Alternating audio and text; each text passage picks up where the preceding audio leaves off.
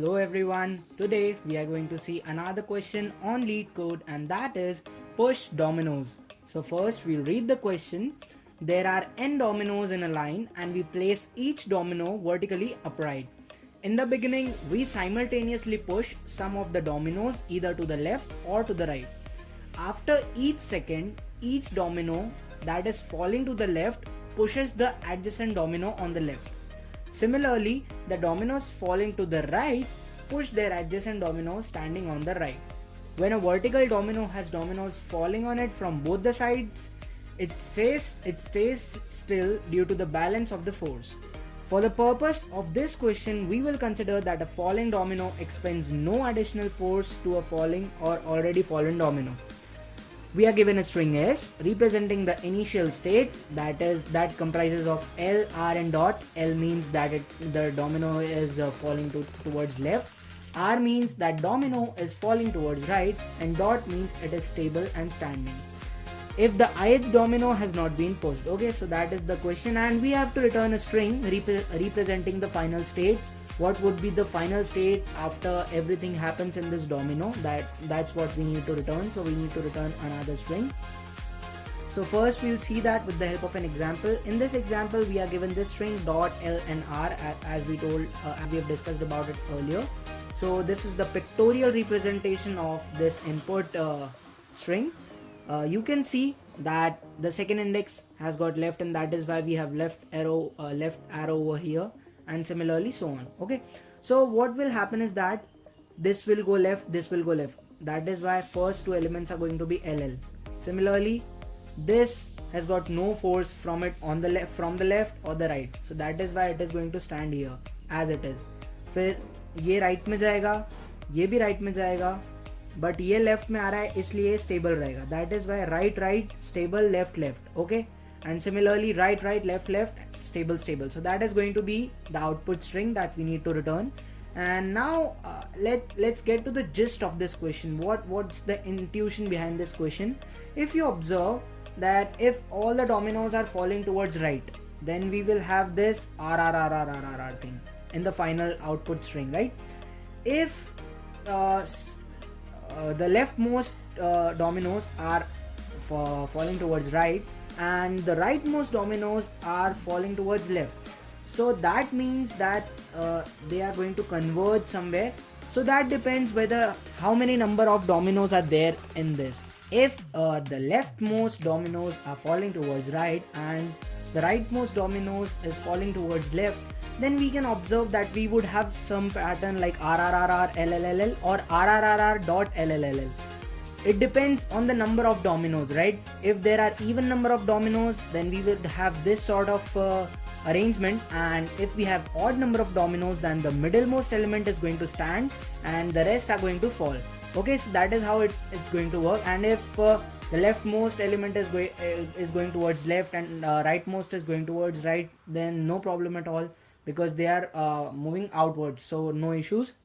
And similarly, if every domino is falling towards left, then we would return LLLL. So this is the concept that I'm going to use over here. I'm going to solve this question using the two pointers approach. I will have two pointers using a basic for loop. I is my first pointer, J is my second pointer, and I'm also going to have a variable name as middle, that is equals to J minus I minus 1. That is going to store how many dots are there between two R's and L's, or L's and L's, and or R's and R's, or L's and R's. Okay, how many dots are there between two R and L or L and R, like that. Okay, so for example here we have 3. So when my loop would be at this position, it would contain middle equals to 3. Okay, so that is how I'm going to proceed. Now I think that this is a question that would get more clear when we see the code. So without wasting any time, let's move on to the code. In the code, first what I'm going to do is that I'm going to add L and R to the string D. Like whatever my string D may be, I'm going to add L to the leftmost part of the string and R to the rightmost part of the string. Why am I doing this? This has got a very simple reason. Adding L and R over here will not have any effect on the domino, right? Because L is going to fall here and R is going to fall here, so that is not going to have any problem. But as we see ahead, when I'm using the for loop, I would have a lot of advantage by using L and R over there. You would see that in a minute. So in this question I'm using string builder because string is immutable in Java, and string builder is easier to handle for me. So that is why I'm using string builder. Res equals to new string builder. I'm going to add the characters one by one to this res string builder reference. And what I'm going to do, as I told earlier, that I'm going to use 2 pointers. One is I, another one is j. I will start from 0 and j will start from 1, and we will make this loop until the second last element, because the last element we're not concerned with that. So whenever j is less than d dot length, that is the condition of exit, and I'm going to increment j.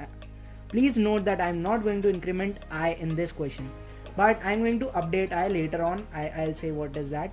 Basically what I'm doing here is that I'm moving in the question, and if I see some dots, then I'm going to calculate something over there. Like let's see. Okay, so what first condition is if d dot char j is equals to dot, that means it is a stable domino. Then what I'm going to do, I'm simply going to continue my for loop. That means that j is going to be incremented by 1, but I is going to be same as it was. Okay, why am I doing this? Because I want to find actually how many dominoes are concurrently just standing as they are. Okay, that is why I am having this if condition.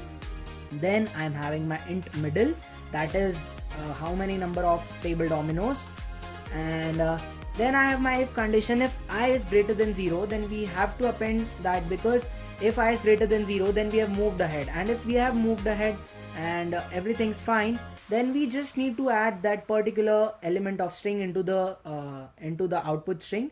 Okay, now comes the most important part that we have discussed about earlier as well, and that is if d dot char I equals to d dot char j, that means either both are left or both are right. Then what would be the return statement? We would just add L or R depending whether they are L or R simply.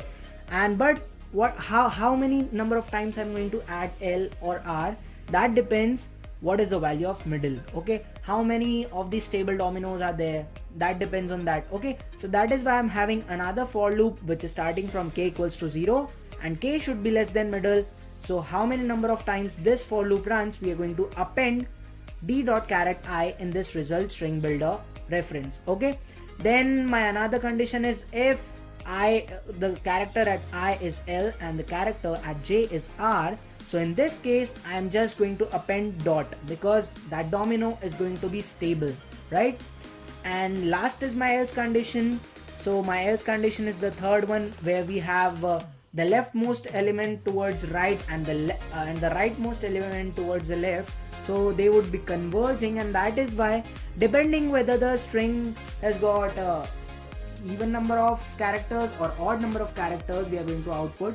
Like if we have 6 number of inputs, then it would have RRR, LLL, RRR and LLL, right? And if it has 7, then we would print RRR dot LLL. Okay, so this is how this code is working. This is nothing but doing the same thing that I just told. And at last, if all these things happen, I'm going to update my I to j, because I am done with the left portion towards I. I'm going to increment my I to j. I'm going to update its value. Okay, so this for loop is going to run, and at last we will have our result, but we need to convert it to string, and for that we have a thing known as result.toString method, and we did this. Okay, so this was all about the code, but I want that we should also try to run a test case on this code, and that would give us a better understanding of the question. I highly recommend that you should note this input on a notebook and try to run the code itself by yourself, so you would get a better understanding of the code. So we will try for the first 3-4 characters. Like first, as I told, we are going to add L and R to this string. Okay, so my first character is now L and my last character is now R. And then we are going to start our for loop from I equals to 0 and j equals to 1. So is the character at j, that is character at 1, that is equals to dot? Yes. So we are going to continue. Okay, so continue means j incremented to 2 and I is same. that means I is equals to 0 and j is equals to 2. So now checking again. So is this condition true again? No, this condition is not true. We are going to find the middle element, that is 2 minus 0 minus 1, and that is 1.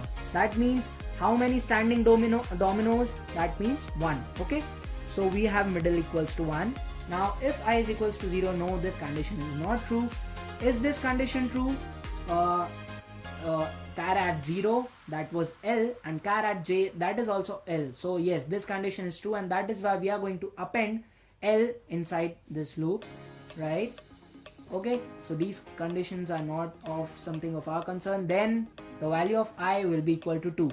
And now since the for loop has ended, I'm sorry, it is not ended, j's value will increment and j will get equals to 3. I is equals to 2, j is equals to 3, and still the loop moves on. Okay, so that is how the code is working. Don't worry if you don't understand completely what the question is trying to say. It's more important to get the intuition of this question and just try to run the input string on the code on a copy and paper, and that would give you a better understanding. Okay, so that was all about this question. Thank you. Thank you. Thank you.